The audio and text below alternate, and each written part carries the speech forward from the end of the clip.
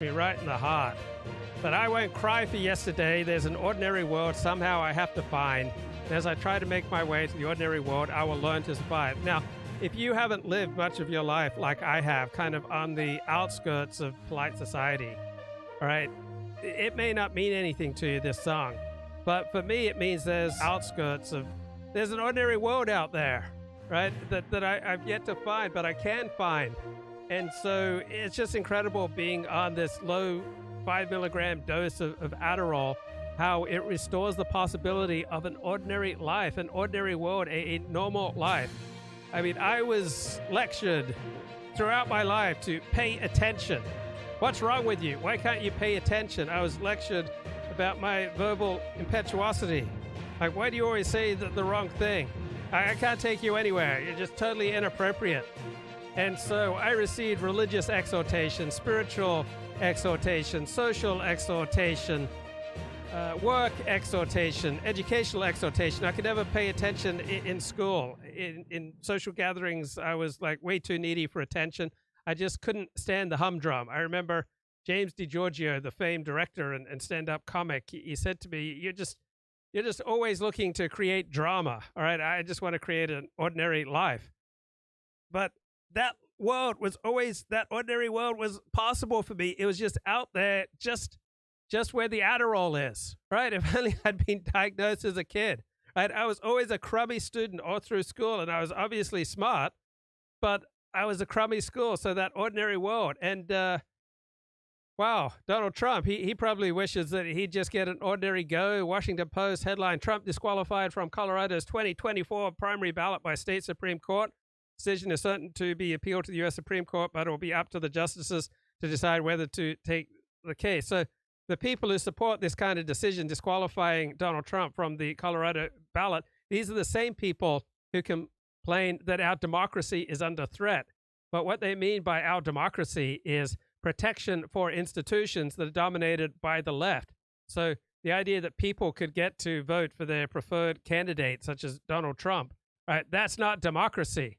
Because Donald Trump failed our institutions, right? That's the reigning liberal left mainstream media consensus. Donald Trump failed our institutions. So remember Colonel Vindman, who launched the first impeachment of Donald Trump because he said Donald Trump was failing to follow United States foreign policy of providing substantial military aid to Ukraine, which once it was delivered to Ukraine, right, incentivized Vladimir Putin to launch a war.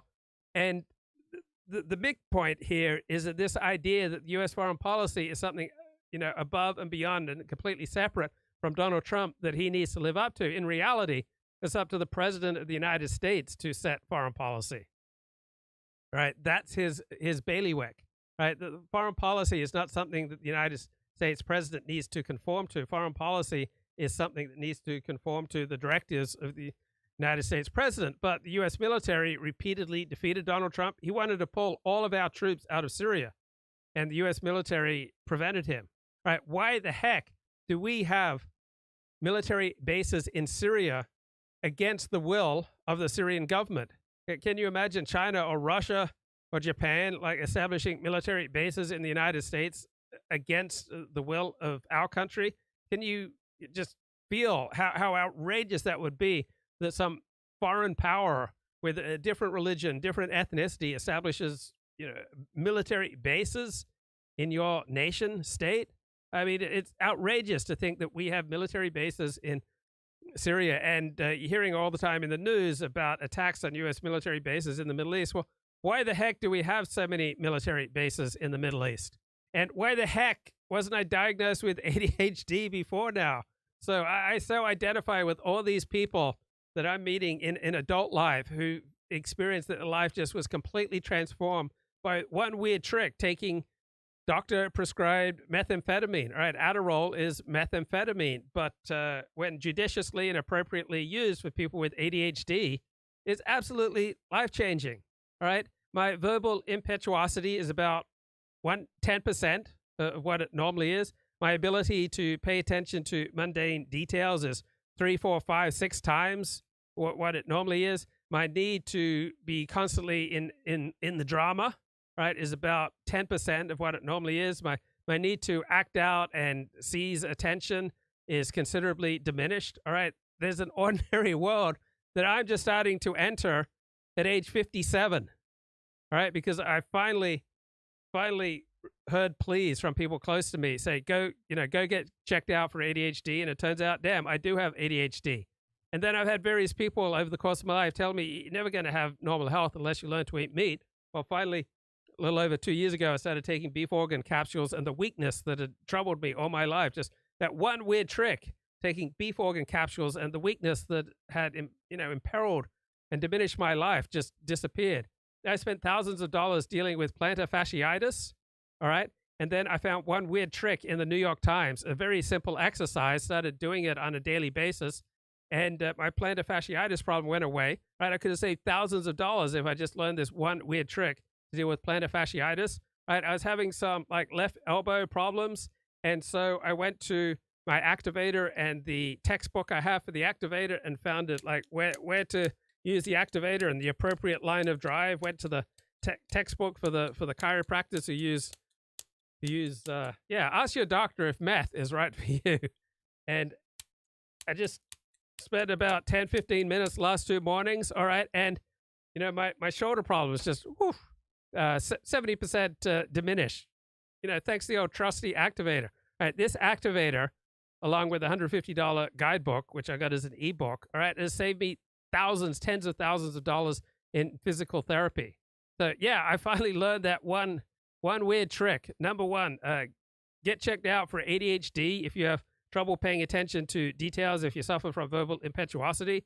Probably pragmatically, behaviorally, significantly reduce my narcissistic tendencies. I'm much better able to pay attention to mundane details of life, which were just tripping me up constantly and costing me tens of thousands of dollars in my carelessness. I remember this one sex addiction therapist told me every single sex addict that she counseled, and her practice was solely sex addict, every single one of them had ADHD. Now, not for sex addicts, you get checked out, diagnosed, and medicated for ADHD is not necessarily going to reduce your sex addiction, but it'll get you a long way down the road, right? So I would say a substantial number of debtors, people who are chronic under-owners, people who just constantly seeking drama, that their life could be considerably improved by getting checked out for ADHD and, if appropriate, getting medicated. And then what about the fat people? All right, now there's Ozempic where they can just get a shot, all right, and they can start losing significant amounts of weight and start living their ideal life at an ideal body weight. So how many of us with ADHD or with the wrong, vegetarian diet, or who are obese, all right, being lectured morally, spiritually, socially, culturally, educationally, medically, physiologically, lectured that we need to do this and that, all right, when there's just one weird trick, whether it's Ozempic injections or getting medicated for ADHD or adding some beef organ capsules to your life, like one weird trick, right, just learning to use the activator, right, can just completely transform your life, save you tens of thousands of dollars, and restore that ordinary world that other people enjoy. And so I'm not going to cry for yesterday. All right, there's an ordinary world out there somehow I have to find. As I try to make my way to the ordinary world, I will learn to survive. Thank you, Duran Duran. So I've been loving this song for 3 decades now. And this song was holding out the promise for me that there was an ordinary world out there that I'd yet to find. And doggone it, beef organ capsules, ADHD medication, the activator, that one weird trick for plantar fasciitis, and here I am. I stand before you this day. All right, John J. Mearsheimer says there's no two-state solution. He's interviewed on Unheard 4 days ago. Reports of Hamas deliberately putting centers of operations in civilian centers, under hospitals, etc. How do you respond to that? Does that not complicate the idea that they could have done a surgical strike that avoided any civilian casualties? Well, there's no question that Hamas is integrated in all sorts of ways into the civilian population in Gaza. How could it be other? Okay, so this is a completely different perspective than I've heard otherwise. All right, the perspective that I've always heard is that Hamas deliberately embeds its many of its military targets in hospitals, in kindergartens, in schools, in civilian centers. And Mearsheimer is essentially saying the opposite of what we've all heard, simply saying that how could it do otherwise? It's not that Hamas is deliberately trying to embed within kindergartens and schools and hospitals. It's just, how could it do otherwise? All right, this is completely different than anything else I've heard. Count me a tad skeptical of Mearsheimer's perspective here. Otherwise, I mean, Hamas is not going to build military bases far away from the civilian population so that they present the Israelis with a big fat target. What they have done is they have built tunnels underneath. Oh, okay. So they do deliberately embed in civilian populations to try to increase civilian casualties. The ground all over Gaza, which is a way of protecting themselves. So the latest news is over 20,000 Gazan casualties, but this comes from an organization that is controlled by Hamas. So how credible is it? Mearsheimer says that the Israelis are massacring Gazan civilians, but why would Israel send out hundreds of thousands, millions of text messages and faxes and leaflets to try to direct the civilians in Gaza to places where they are at considerably less risk of dying? All right, I've never seen or heard of a massacre where the people who are purportedly carrying out the massacre are going to such extreme lengths that no other country goes to try to reduce civilian casualties. From Israeli bombing campaigns. It makes perfect sense from their point of view. But in doing that, there's no way they're not going to be bound up with the local population. And so are you saying you don't think it's a deliberate strategy then? You think it's just an accident of the small geographical area? You don't think Hamas are deliberately putting centers of strategic importance in the middle of civilian centers? I don't see much evidence of that. I mean, the Israelis, made the case that this one hospital was a site of a major command and control post for Hamas. Okay, so that's completely different than everything else I've heard. Mearsheimer says he sees no evidence that Hamas is deliberately embedding itself in civilian facilities. Right, so either Mearsheimer is right and everybody else on this topic is wrong that I've heard, or Mearsheimer is wrong and the consensus is right.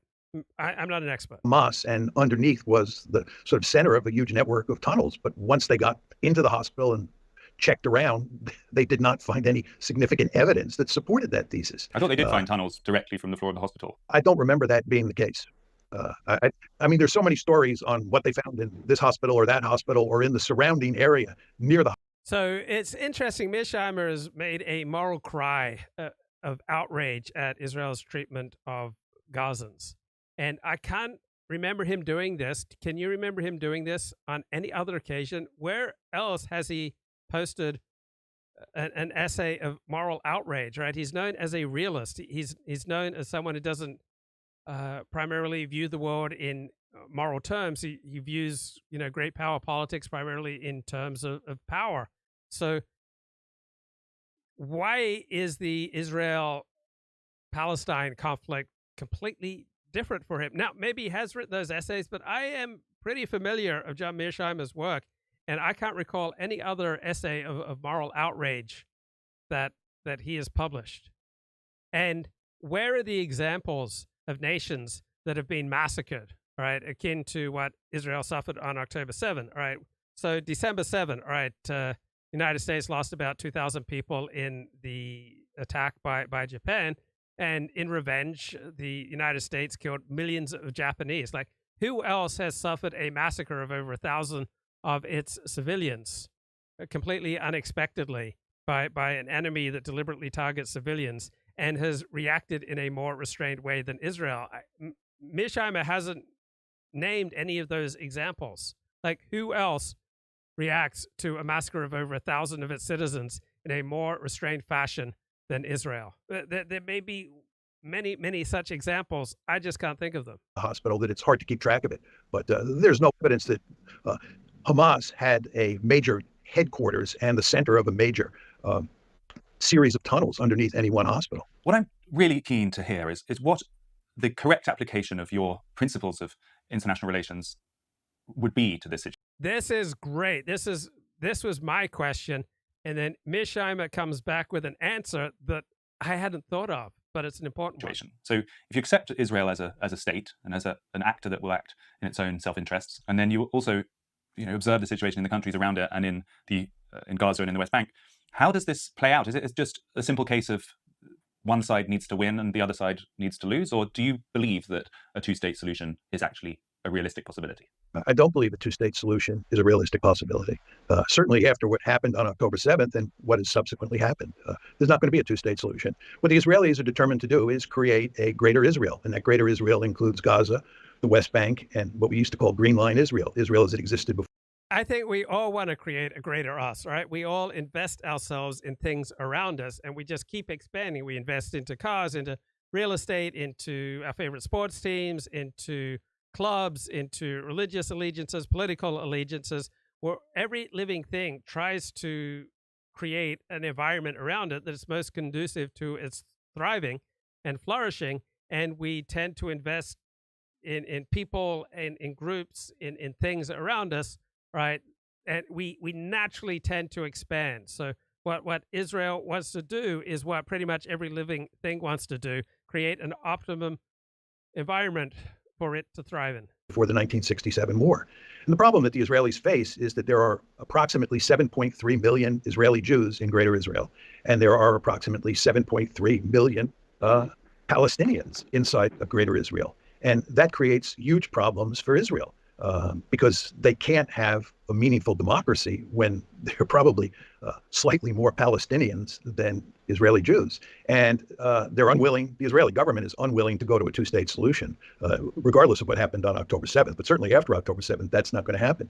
So the end result... But just to confirm, and I know the current Netanyahu government is not in favor of that, but you don't think it's realistic anyway, a two-state solution. So if you're Israel, you wouldn't advise pursuing a two-state solution because you don't think it's feasible because of the nature of the antipathy that people in Gaza and the West Bank feel towards Israelis. Is that your position then? I have long been a proponent of a two-state solution, but I have long argued that it was no longer a viable alternative because I thought the Israelis were not interested after Camp David in 2000 in a two-state solution. But now I think after what's happened, it's almost impossible to conceive of Israel creating a Palestinian state that is right next door to Israel. Would you say that it's also impossible to conceive, having witnessed the events of October 7th, of a Palestinian state sitting peacefully side by side with an Israeli state? Yeah, I would agree with that. I think given what's happened on October 7th, relations between the Palestinians and the Israelis, we're talking about both sides here. That's what you're getting, have been poisoned to the point where a two-state solution is no longer viable.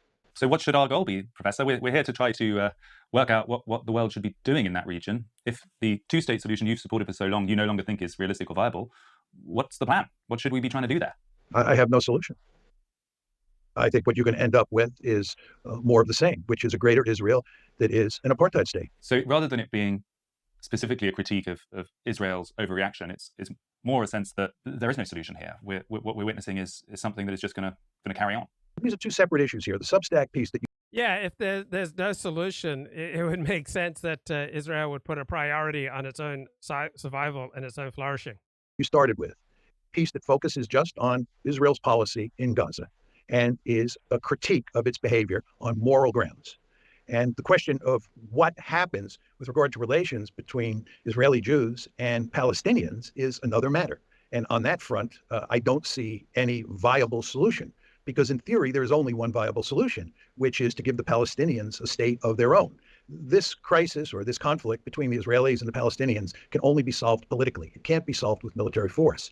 And the political solution, theoretically, that works, the only political solution that works, theoretically, is a two-state solution. But as you and I discussed a few minutes ago, that train has left the station. So we're going to continue the status quo, which is a greater Israel that is an apartheid state. And I know it's controversial to refer to Israel as an apartheid state, but Human Rights Watch, Amnesty International, etc. Okay, so here's one of the books that I recommend. It's very useful for understanding the Arab-Israeli conflict and what's going on with Jews and college campuses. Betrayals, all right, the unpredictability of human relations. I keep referring to this because betrayal is the hyperbolic word that we use when other people behave differently than what we expected, all right? This is the best book I've ever read on betrayal, right? Here's a quote. With betrayal, we are faced with the greatest tragedy of human relations, the fact that the other is unknowable. Right? I think I know Glib Medley. I think I know Elliot Blatt. I think I know Laponius Maximus. But do I really know them? Right? every interaction arises and grows around sharing something with another person, the birth of a we. All right, I have a I, thou, we relationship with Elliot and with Glib, but with what we're building here, right, everything that we do that brings us together contains within it the possibility of betrayal, separation, and rupture. Betrayal, dramatic or banal, always lies in wait for us. All right, you cannot start forming any connection, any relationship without the possibility of betrayal just lurking, right? In every interaction, parts of ourselves that we were unaware of come to light. Betrayal is always relational, right? Meaning if you have relationships, all right, betrayal is always possible, right? It's always to do with relationships, and it's always possible. So I just finished reading this first biography of Milton Friedman called The Last Conservative by Jennifer Burns. And she writes about Milton Friedman's relationship with his mentor, Arthur F. Burns, right? Two Jewish immigrants to the United States, all right, both Republicans. Arthur Burns became head of the Federal Reserve under Richard Nixon. And Milton Friedman, who became about the most influential and famous economist in the United States in the 1960s, was shocked because he opened the newspaper one May evening in something like 1969-70. He saw unbelievable headlines. Wage guide urged by Burns in break with Nixon policy. That's from the New York Times. Wall Street Journal had Burns backs use of wage price program of some sort to bolster inflation fight. All the major newspapers covered the story. So their friendship essentially dissolved over the economic philosophy and policy of monetarism, whether the growth of the money supply is the only or primary source of inflation, right? Milton Friedman held that inflation came from excessive growth in the money supply. His famous sentence, inflation is always a monetary phenomenon. But because his mentor, Arthur Burns, did not agree, all right, and Milton Friedman was willfully naive about this, but Arthur Burns wanted to use, government-sanctioned wage and price controls to try to control inflation. And Milton Friedman thought, that's absolute nonsense. So this was a policy disagreement, but for Milton Friedman, this Arthur Burns policy was a profound rupture in his emotional universe, right? So you may like different football teams, or you may think you and your friend share a similar liking of a song, of a religion, of a politics, of a poem, right? But when you find out that there's a significant difference between you and your friend about a song, a poem, or economic policy, it will very likely feel like a profound rupture in your emotional universe. It depends how important that poem, that song, that sporting allegiance, that political allegiance, that religious teaching is to you. All right, if it's really teaching, if that teaching is incredibly important to you, if that sporting allegiance is incredibly important to you, that poem or that song is incredibly important to you, all right, then you're confronted with something that's just going to tear you apart. Like, how can you maintain that same friendship, right, when about the most important things you differ? So Milton Friedman could not sleep because Arthur Burns had a different perspective on inflation. And he got up out of bed, poured out his anguish in long letters to Arthur Burns. And he wrote to him that the income policy speech had left him sleepless, sad, and dismayed and depressed. All right. He's writing this passionate letter to the head of the Federal Reserve. And I know we've all done it. We've all woken up in the middle of the night and written passionate letters to the head of the Federal Reserve. It's a very natural thing to do. So Milton writes, though I know this is not fair or right or generous, the word that keeps coming up to my mind is betrayed, right? Because Arthur Burns has a different perspective on the causes of inflation and how to deal with inflation, and wanted to use government price and wage controls rather than controlling the monetary supply. Milton Friedman, right, the most famous advocate for monetarism, that the growth of the money supply is the primary cause of inflation, he feels betrayed. So how could Arthur Burns, who has repeated again and again and again his stance against wage and price controls, make such a reversal? Because when the situation changes, we often change too. This Milton Friedman letter attacks between incredulity and loss. Never in my wildest dreams did I believe that central bank virus was so potent that it could corrupt even you in so short a time, Milton Friedman remarked. Like it's a wonder, right, that Elliot Blatt and I maintained our strong friendship despite different perspectives on vaccines and the coronavirus. And Milton says, maybe there is a case to be made for incomes policy, but he could not simply imagine what it was. Income policy in any shape or form is bad economics. It's the entering wedge for still worse economics. It would obscure the real progress recently made in slowing inflation. Now, Arthur Burns was a disastrous head of the Federal Reserve. He reigned for about 8 years, and the average inflation rate during that time was 7%. Income policy, if inflation goes down, would get the credit that belonged to monetary restraint. This incomes policy verges, in my mind, says Friedman, on the dishonest in spreading lies to the public. Simply not true that inflation is produced by unions. Rather, it is produced only in Washington, only by the Federal Reserve, only by misguided monetary policy. Even Arthur Burns has said as much in the past. Well, when situations and your position in the world changes, all right, your perspectives often change. So Friedman only called the policy dishonest, but the implication essentially was that Arthur Burns was dishonest.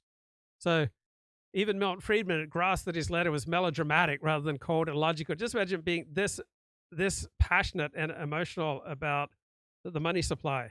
But his letters to Arthur Burns had always resembled diary entries because Arthur Burns was his mentor. Never before had he dissembled or masked his feelings. It was obvious to all who knew him that Milton Friedman loved being the smartest guy in the room. It's also clear he loved to smash idols, Peugeot, Keynes, Paul Samuelson, his whole life.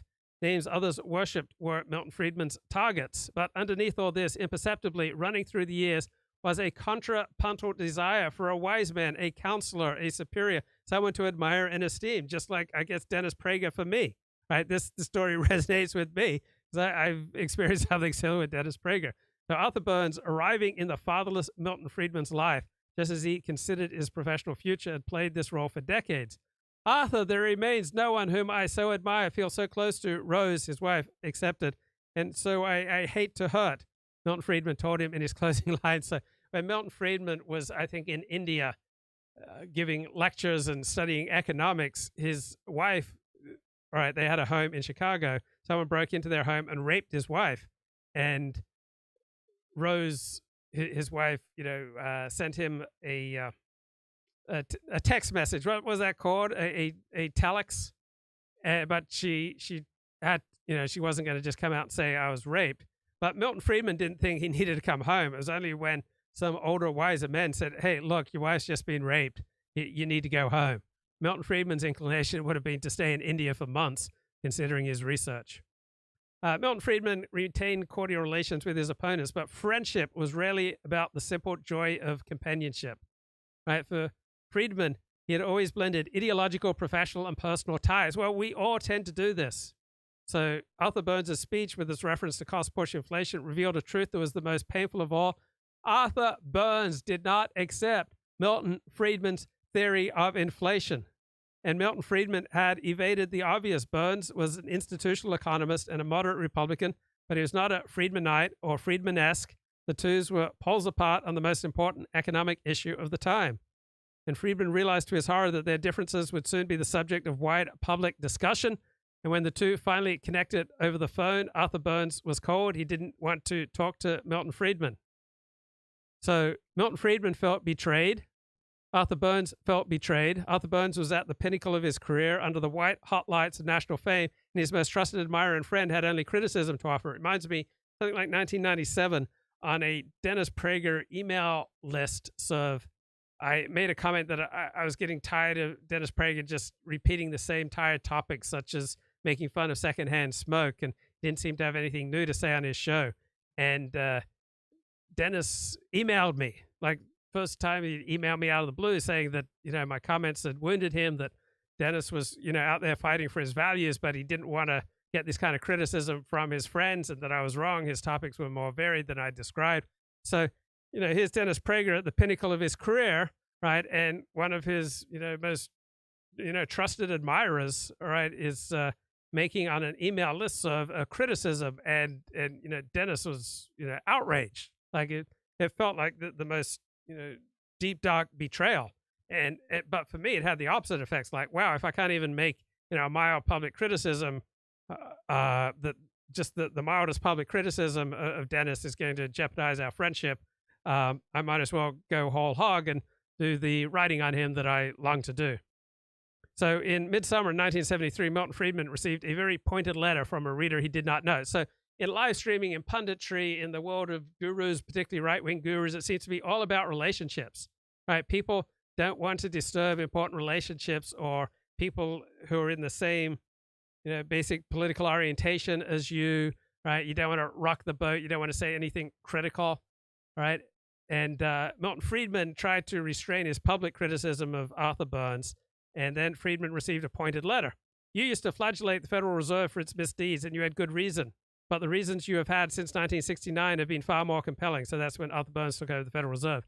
Yet for the most part, you have remained silent and diplomatic.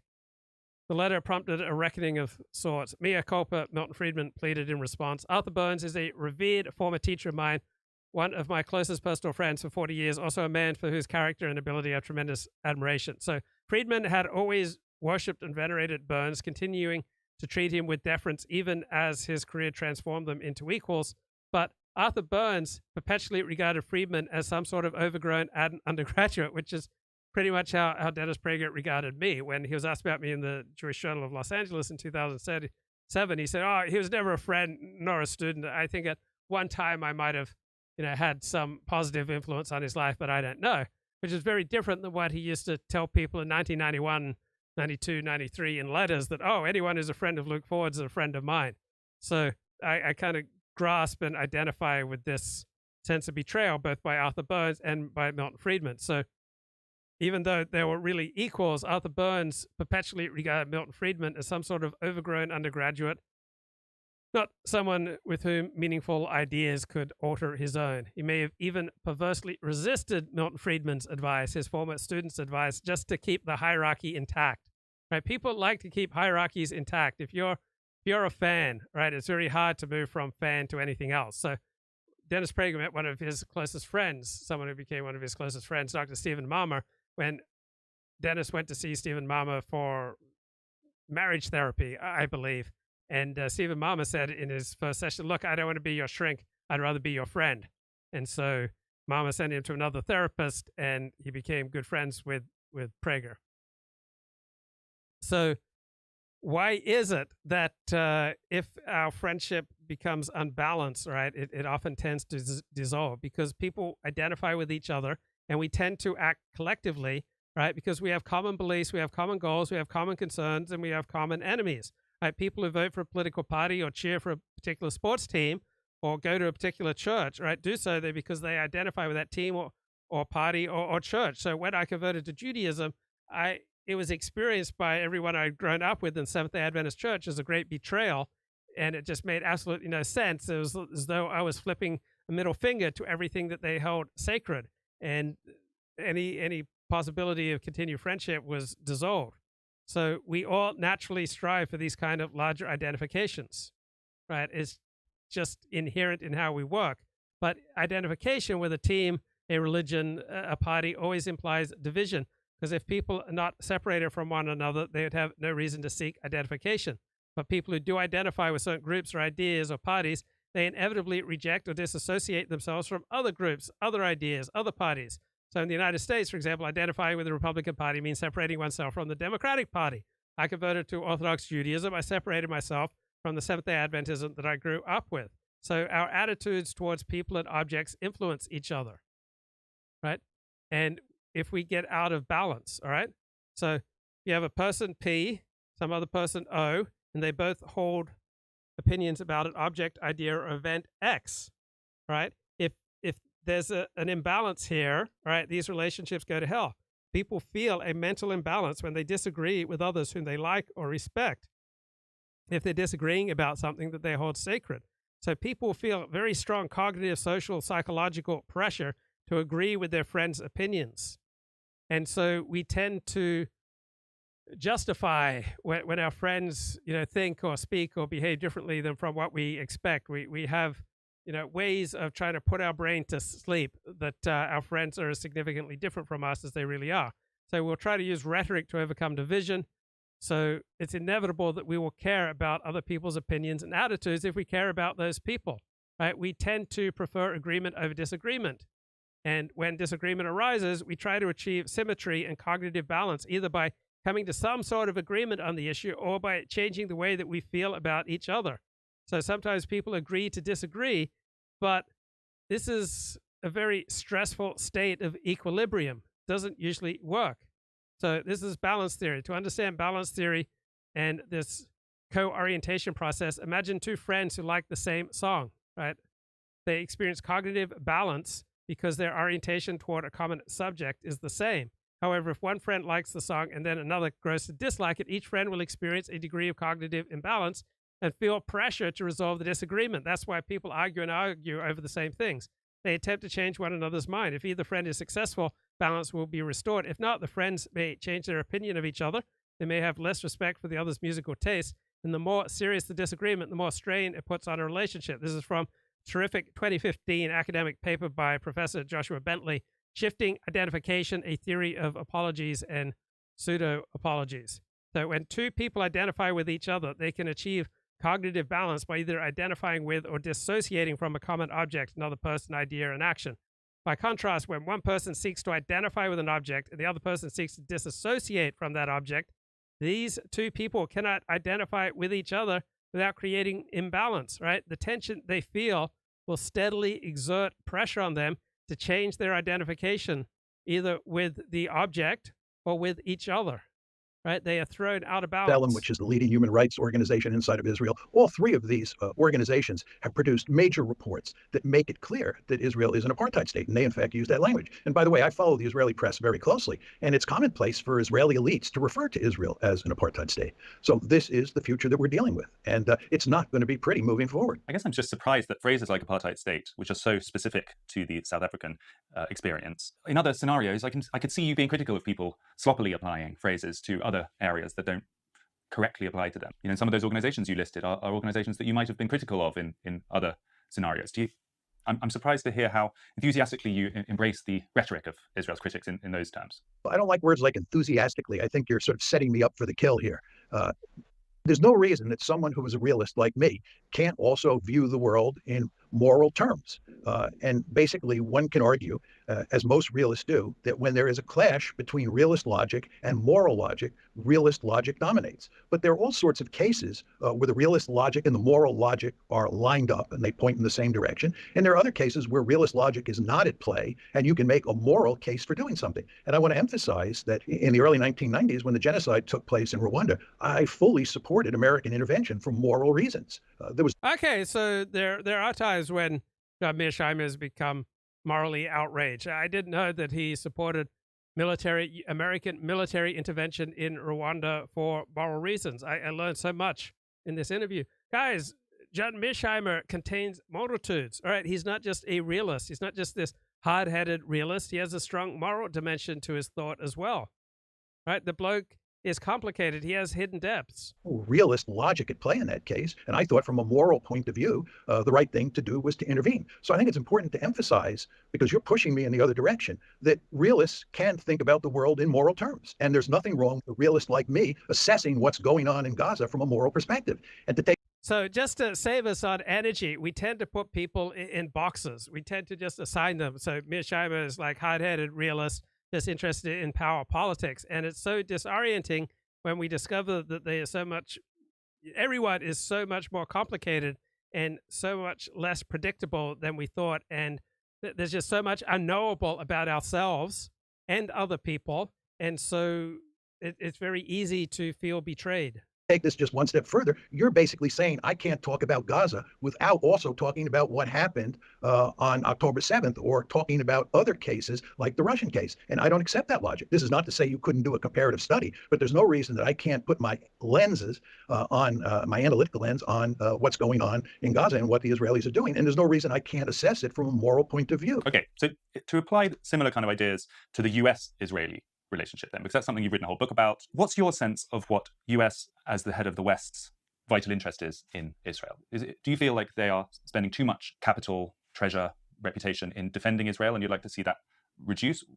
Characterize that for us. The United States has a special relationship with Israel that has no parallel in modern history.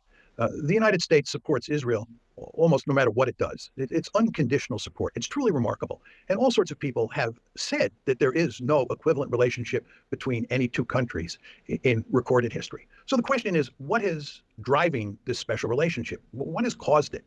And one could argue that it's in America's strategic interest, one could argue that it's in America's moral interest. From an ethical or moral point of view, it makes sense for us to provide Israel with unconditional support. And as Steve Walt and I argue in the book, you cannot make the argument that supporting Israel unconditionally is in our strategic. So Mearsheimer later makes the point that you can't apply great power politics, realism, balance of power, realism to the Arab-Israeli conflict because he says Hamas is not a state. Now, I think you can make a strong argument that Hamas, runs a state or has run a state. The state of effectively Gaza has operated as an independent state. But Mearsheimer would say, no, Gaza is not an independent state, therefore great power politics don't apply. So what the hell happened in Israel on October 7th? Why was there such a massive enclave that is home to more than 2 million people? There's the Washington Post. The 40-mile-long barrier is outfitted with cutting-edge surveillance tools, a deep underground concrete layer to block Hamas tunnels, and remote control machine guns above ground. After $1 billion up. So this Hamas massacre would never have happened on the West Bank, right? It would never have happened to settlers. But the Israelis who lived beside Gaza were the most peace-loving, with the most looking to get along with Palestinians, just tried to be kind and nice to them, weren't particularly well armed, were not ornery, not particularly interested in their own defense, right? They just wanted to take refuge behind the fence. And I think a lot of people do this. They want to think that there's some fence that protects them. They don't want to take responsibility for their own security, right? They don't want to own a gun, right? They don't want to develop emergency medical capabilities. They want to just trust their doctor, trust their dentist, trust their mechanic, right? They don't want to organize a neighborhood watch. They don't want to get arms training. They don't want to get self-defense training. People just want to forget about as much of life as possible except that which particularly interests them. And so there's Hamas and Gaza just right beside all these left-wing, liberal, peace-loving kibbutzniks, right? These socialists who are not particularly interested in maintaining any kind of self-defense. And as a result, they were just lambs for the slaughter, right? And so people want to check out of life, right? Life is so confusing, so demanding. It's so unpredictable, right? It's so much more dangerous than what we consciously allow ourselves to think about. And we want to check out, just like Israelis in southern Israel, these kibbutzniks who just wanted to imagine that they were protected by this fence. People just want these simple fences. This will protect us. But the best protection is to have people in your community who are trained to spot trouble, so that you have a large proportion of your community who are prepared to be aware of what's left of bang. So bang is when the explosion, the bad things go off. You want to be left of bang before the bad things happen. And so the best defense for synagogues or churches or for communities is to have people with training in looking out for bad guys, being aware of bad things happening, because the world is an incredibly dangerous place. But we have this human tendency, the cost will take care of it. Let's just leave it for the professionals. We're behind a fence. I'll just listen to my doctor. I'll follow what my dentist says. But dentists are probably the least ethical of all the major professions, all right? They routinely prescribe dental work that you don't need. Doctors for decades have prescribed expensive medical procedures that go against the science, that go against studies that are not good for you, but enhance their own status and their own income. Grade in 2021, Israeli officials dubbed it the Iron Wall. We elected a wall of iron between the terror organization. But in a matter of minutes, Hamas was able to breach the fence in around 30 locations. But that's just as true of our lives, right? You can't just pretend that the thin blue line of the police are going to be there. So we saw in last night's program about the Uvalde police response. That was more normal than abnormal for the police to fail to confront the shooter, allow the victims just to bleed out, because police will come along and collect the dead bodies, all right? They're not usually going to rush to a shooter to try to neutralize him. So if you want to be a responsible adult, you need to join something like a neighborhood watch. You need to become weapons trained. You need to learn to spot trouble, right? You need to up your skills and band together with other people to try to create a more coherent and safe society. All right. The best protection against inflation, against unemployment, against, psychiatric, psychological, social collapse, against earthquakes and floods and tornadoes, right? The best protection is knowing your neighbors, having community, having friends, joining together and building things with your neighbors and developing skills such as, life-saving skills in self-defense, knowing how to use weapons appropriately, right? Knowing how to, apply a tourniquet, all these things. Of what would become the deadliest single assault in Israel's history. Around 1,200 people were killed, 200... Oh, name the stuff that doctors do to enhance their own income. Brah. Oh, tonsillectomies, right? Most tonsillectomies were known to be useless, and yet doctors prescribed them and did tens of thousands of them per year in the United States for decades after the evidence was overwhelming that tonsillectomies are not effective, not good bang for the buck. Oophorectomies, right? When you go in and remove a woman's uterus, right? As a result of that, women lead shorter lives, they have all sorts of negative side effects, and considerably diminished sexual pleasure and sexual desire, right? The results of oophorectomies are quite bad, and yet doctors keep performing them because they can make money at them, even though they're really bad for you. SSRIs, right, at best have a placebo value, but they give doctors more power, status, prestige, and income, and they just prescribe them. So people who are struggling with normal and healthy human sadness because they've lost status, they've lost a friend, they've lost a marriage, they've lost opportunities, right? And so they normally, naturally, healthfully feel sad. They're now medicalized as being depressed and given SSRIs, which have horrible side effects, which shrink the white matter in your brain, right? At best, have a placebo level of help. So there are all sorts of areas where doctors prescribe things and carry out operations, all right? Most back pain, all right, is not going to be solved by going to a chiropractor. Chiropractic is just a complete scam. It's a scam that takes in hundreds of billions of dollars a year, and there's no evidence that it works, all right? So a lot of unnecessary back surgery, spine surgery. If people would just learn the Alexander technique or some other techniques on how to properly take care of themselves.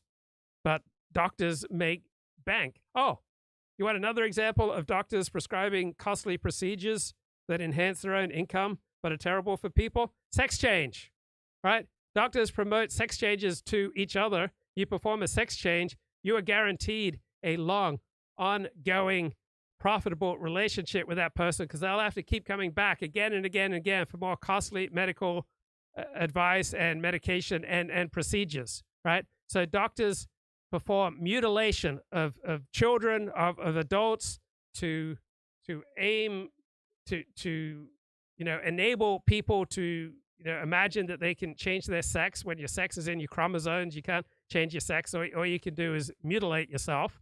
And doctors assist this because it's an incredibly good moneymaker. Because people, once they start down that path towards a sex change or start having that mutilating surgery, they have to keep coming back again and again and again. It's a tremendous moneymaker. So there are all sorts of costly, unnecessary procedures that doctors and dentists in particular, virtually all chiropractors, much of psychiatry push that it is not only indifferent to you, it's both bad for your pocketbook and bad for you. 140 taken hostage. The attack triggered a catastrophic war in Gaza. Didn't I promote COVID-19 vaccines? Yeah, taking a COVID-19 vaccine is a simple, inexpensive thing that you can do that will dramatically improve your health in many instances, and there's very little chance of a negative substantial side effect. So yeah, so some people get temporary inflammation of the heart from taking the COVID vaccine, but far more people would get inflammation of the heart if they didn't take the vaccine and then had a more severe case of COVID. So you want to optimize your life? Probably the single best thing you can do to optimize your life is to get vaccinated for COVID. It has killed thousands of Palestinians so far. Israel has vowed to destroy... Oh, what do dentists push? That's false. All right, root canals. all sorts of unnecessary root canals, all sorts of unnecessary surgical procedures. Terrific article in The Atlantic about the moral bankruptcy of much of the dental profession. Hamas, which has controlled the territory for years. Broadly, the fighters entered at 6:40 a.m. And that's the same incident, just from the other side of the street. Exactly. Soon after the October 7th attack, the Washington Post began investigating how the so-called Iron Wall could have failed so spectacularly. Our team of reporters analysed hundreds of videos, photos, and audio recordings from before, during, and after the attack.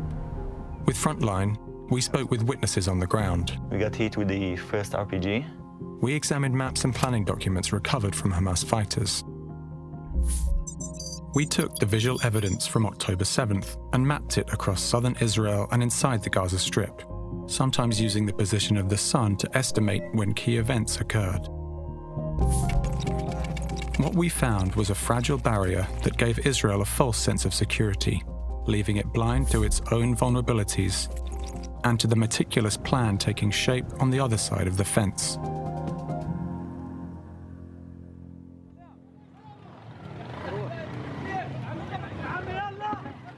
The attack began at dawn, around 6:15 a.m. Videos recovered from Hamas fighters show them setting off from Gaza and heading towards the fence, which has long been resented by Gazans who've been penned in by it. Yeah, you wanted to go do some raping and murdering and pillaging. All right, you too would resent a fence. All right, law-abiding, honest, upright people don't tend to resent fences. Right, criminals and people who want to get something for nothing, right? Subverters, they tend to resent fences. People along the road cheered them on.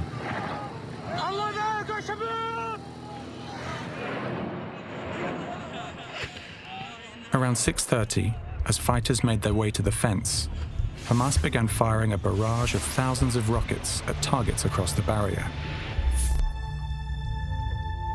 In just the first 5 minutes of the attack, there were red alerts for more than 30 communities near the Israeli side of the wall. In Kibbutz Erez, less than a mile from the barrier, Ben Sadan, a member of the community security, had just woken up for an early morning bike ride. 6 בבוקר, קפה, יושב בשולחן, 6:30, מטח רקטות וצבע אדום, מטורף, מטורף. אנחנו לא זוכרים משהו בכזו אינטנסיביות. So over there we can see Gaza. There. Yeah. And the security fence, you can see it running along there, and there's the towers with the machine gun. Yeah. This is the border. Yeah. On the left side, it's Gaza. On the right side, יישוב ישראלי. And I think some of the earliest rockets came over just around all here. around, Yeah. all around. עומדים פה ורואים הכל, הכל, הכל. רקטות לכיוון צפון, רקטות שנופלות פה, פצמ"רים, הכל, הכל, הכל. כל השמיים בוערים, ממש בוערים. From this hilltop, the next wave of Hamas's attack became visible. Reconnaissance fighters on paragliders soaring over the wall under cover from the rockets. Videos we obtained show them landing in communities inside Israel, the culmination of a plan that had been years in the making, and that, as we discovered, had been brewing in plain sight. When I first saw this video, I was like, oh, this is video from the day of. Like, how did they get this produced out so quickly? And then once you look closer, go, it's obviously a training video. Our investigation found multiple videos recorded by Hamas detailing their planning measures. Some were posted on social media before the attack, visible to all. We found videos of militants training for attacks on mock-ups of Israeli compounds. Videos posted soon after the attack showed they had also been practicing the use of paragliders. Hamas had also been expanding their training camps, activity that was visible in widely available online maps. But this evidence was largely ignored or dismissed by Israeli intelligence and the military, our investigation found. Michael Mearsheimer is a former head of the Palestinian Department for Israel's military intelligence. He has been strongly critical of their missteps leading up to October 7th. Israel knew about the whole plans, because, you know, Hamas didn't hide them. It was on public, on their internet sites, on their TV, everywhere. From the operational tactic point of view, October the 7th, Israel, IDF didn't face any surprise over there.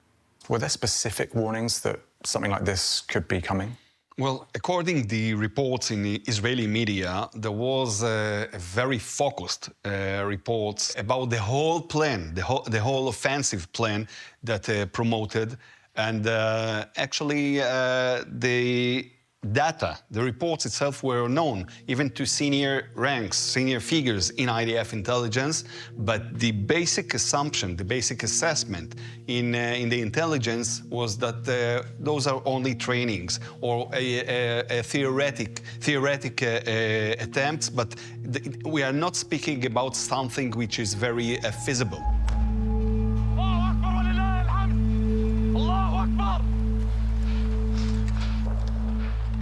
The heart of Hamas's operation on October 7th was the stage that their videos called the Blinding Plan, aimed at severing the connections to Israel's surveillance and security system. Israel uses 7 Skystar surveillance balloons to monitor hotspots along the Gaza fence. The balloons carry a long-range 360-degree camera, but the model of camera that Israel uses on the balloons is relatively old and is no longer made. On the morning of October 7th, we found that 3 of the 7 balloons were in need of maintenance and out of service. Video from the attack shows one of the remaining balloons.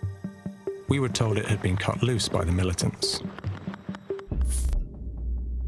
The balloons are part of a system that includes surveillance and weapons towers. All right, this is a documentary from PBS Frontline and the Washington Post.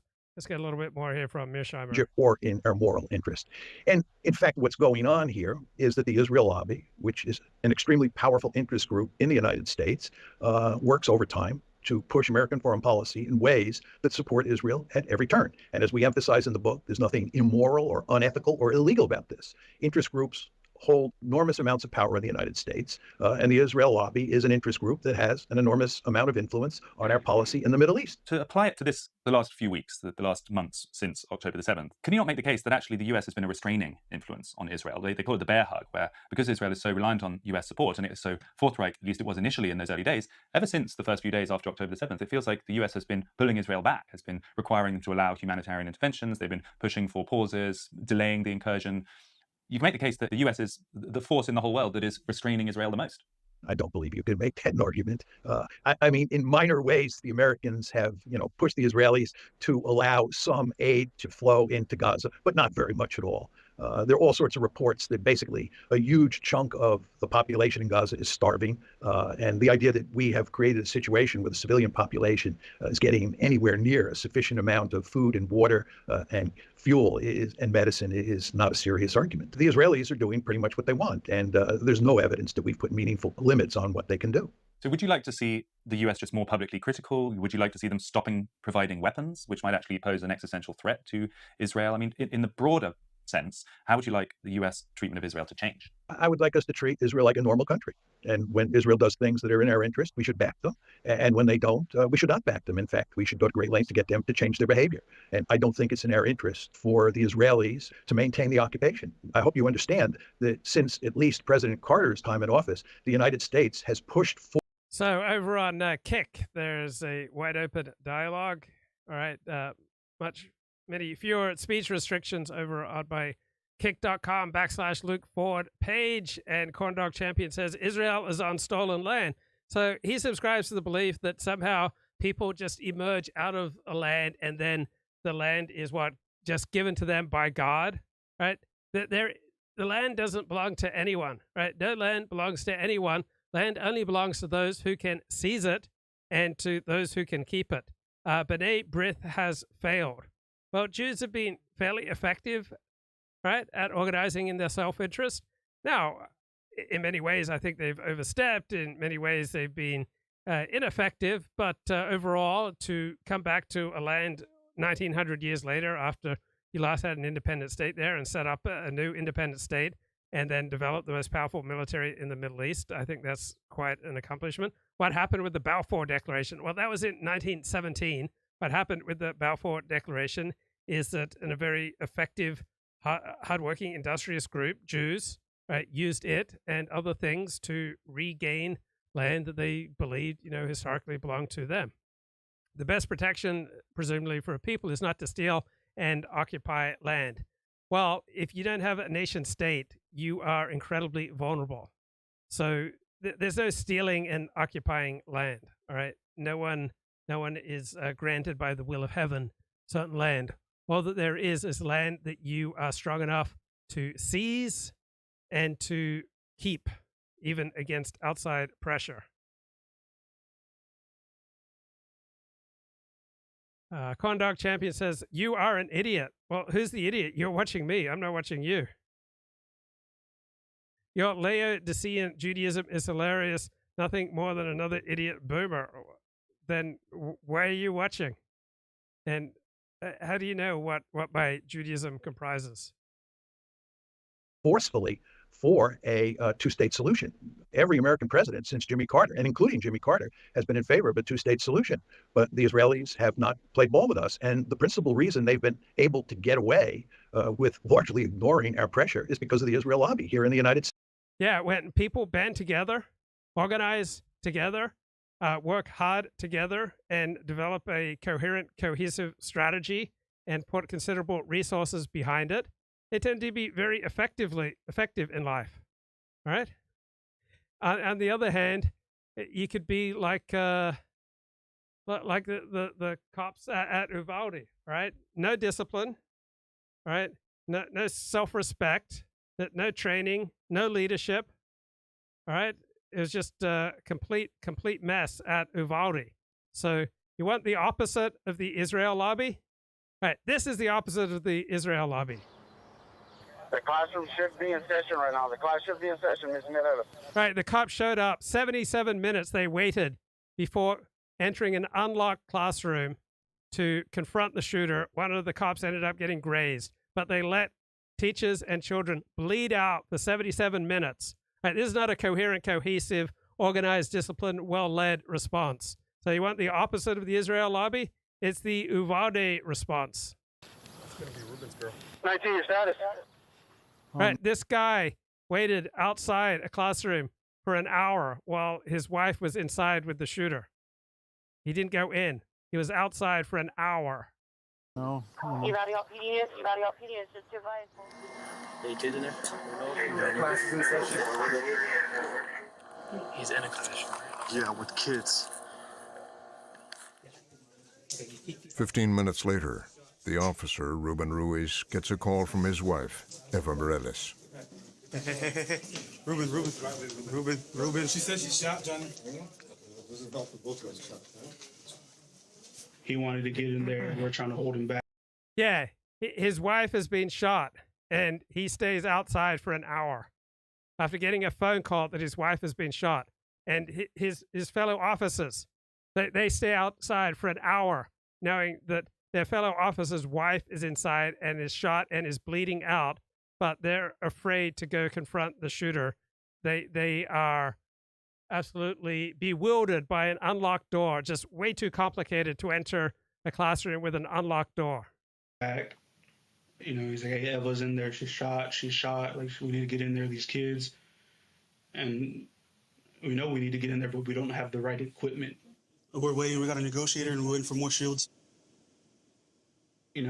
I didn't even bother to throw on my rifle plates at all. Like I said, we didn't have any shields, no flashbangs, no nothing that we could have used to create a distraction to not only, not sound selfish, but make sure we go home at the end of the day, but at least more of these kids can go home at the end of the day. Yeah, they just sat out there for 70 minutes, all right, while the kids and the teachers were bleeding out, just too bewildered to enter an unlocked classroom door. Now, I think these cops in general would have been much more effective and heroic if they'd been properly led and properly trained. So these cops aren't the problem. These cops symbolize the problem of a lack of cohesion, a lack of training, a lack of excellence, a lack of leadership, right? These are problems widespread in our society. These cops just embody big problems in our country. You know, understand this is a job we signed up for. Yeah, we put our life on the line, but none. Right. These are their own kith and kin, all right? But people who speak similar language, same culture, you know, same religion, same nationality, right?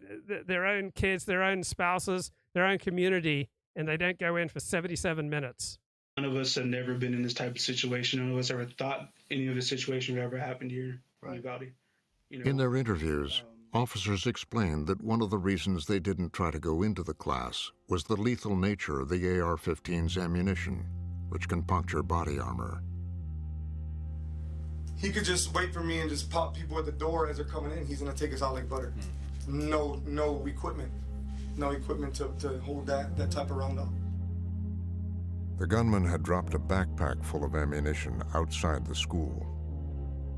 I think that was kind of holding most of us back because of what we were hearing. We found out that the backpack had 30 plus magazines full of 223 rounds in there, so that kind of realized we weren't equipped to make entry into that room without several casualties. Well, eventually some of them got together and did their job, and yeah, one person got grazed after 77 minutes, and about 18 kids and teachers bled out, and one cop got grazed when they went in and finally killed this guy. Going back now, that kind of haunts me, that if it was a pistol or something, it would have been maybe a different thought process. At that point, we had no choice but just to wait and try to get... No choice. All right, just let the kids and the teachers bleed out. Your own wife, just let your own wife bleed out. All right, you had no choice. Something that had better coverage where we could actually stand up to him. At that point, we just secured the scene and just kept him contained into what we thought at that point was that one classroom. Wow,